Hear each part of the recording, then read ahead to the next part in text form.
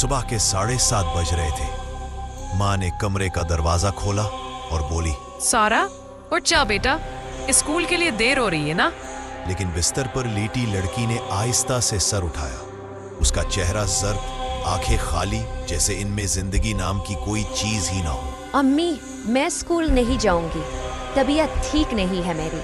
ماں نے پریشانی سے اس کا ماتھا چھوا۔ بخار تو تھا مگر کچھ اور بھی تھا، کچھ ایسا جو اسے سمجھ نہیں آ رہا تھا۔ ماں یہ نہیں جانتی تھی کہ بستر پر لیٹی ہوئی وہ لڑکی اس کی بیٹی نہیں تھی، وہ کوئی اور تھی، ایک بھیانک سایہ سارا کا روپ لیے ہوئے تھا۔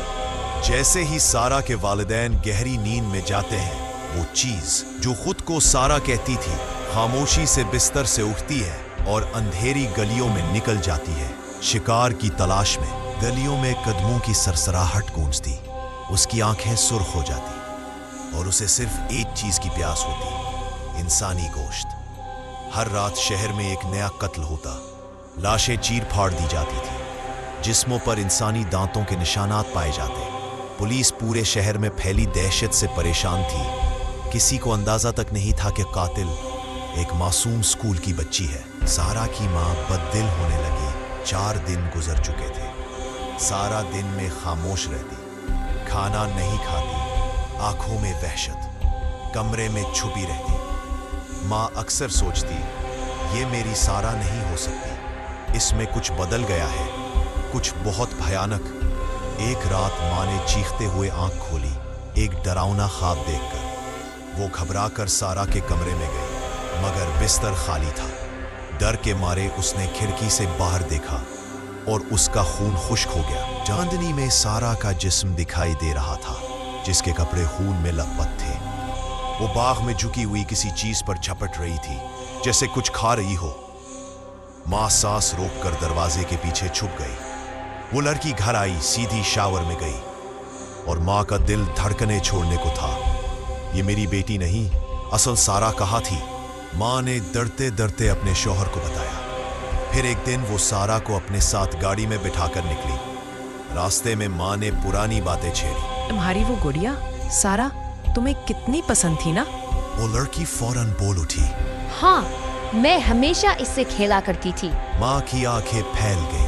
اصل سارا کو گڑیائیں کبھی پسند ہی نہیں تھی، وہ تو گڑیا سے نفرت کرتی تھی۔ بس ماں سب سمجھ گئی۔ وہ لڑکی مسکراتے ہوئے اس پر جھپٹنے ہی والی تھی کہ ماں فوراً گاڑی سے نکل گئی اور بادر سے اسے بند کر دیا۔ ٹرنک سے پیٹرول کا کین نکالا اور گاڑی پر انڈیل دیا۔ اندر قید سارا دھاڑے مار کر چیخنے لگی، امی، میں سارا ہوں، دروازہ کھولو پلیز، پلیز دروازہ کھولو۔ ماں نے سرد آواز میں کہا، نہیں، میری سارا اس ویران گھر میں بند ہے، اور تو وہ چیز ہے جو اس کے جسم کی بھوک میں ہے۔ اور اگلے ہی لمحے ماچس جل اٹھی۔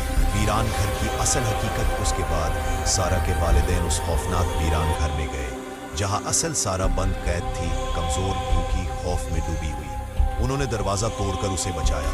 وہ اتنی کمزور تھی کہ ہل بھی نہیں سکتی تھی۔ کچھ دن بعد ایک بوڑھے پڑوسی نے وہ راز کھولا۔ سالوں پہلے اس گھر میں ایک بوڑھی عورت رہتی تھی جو انسانوں کا گوشت کھاتی تھی۔ رات ہوتے ہی وہ شکار کرتی، لوگوں کو چیر ڈالتی۔ پولیس نے اسے مارنے کے بجائے اس کے ہی گھر میں بند کر دیا۔ وہ بھوک سے مر گئی، مگر اس کی بدروح آج بھی بھٹکتی تھی، اور اس نے پہلی بار کسی پر قبضہ کیا تھا، اور وہ اور کوئی نہیں، سارا تھی۔ چند دن بعد سارا کے گھر والے سارا کو لے کر کہیں اور چلے گئے۔ اس کے بعد سارا صحت یاب ہو گئی، مگر آج تک راتوں کو کبھی کبھار باہر کھڑکی کے پاس کوئی سایہ دکھائی دیتا ہے۔ اگر آپ کو یہ کہانی پسند آئی تو لائک ضرور کریں۔ ہمارے چینل سٹوری ورس کو سبسکرائب کریں تاکہ آپ کو ایسی مزید دلچسپ کہانیاں ملیں، اور کمنٹ میں بتائیں کہ آپ کی پسندیدہ ڈراؤنی کہانی کیا ہے۔ اگلی کہانی تک خیال رکھیں اور محفوظ رہیں۔